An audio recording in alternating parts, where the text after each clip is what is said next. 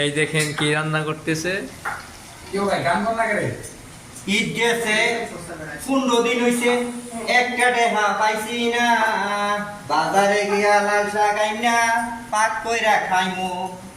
ওরে বন্ধু তোমরা কি বুঝো না, আমার ভিডিওতে লাইক কমেন্ট করো না। সেই ভিডিওতে সইলা গেছে ফরিও। ইসা মাছ দিয়া বলে লাল শাক পাক করতাছি, বন্ধু আমার একা নিরালায়।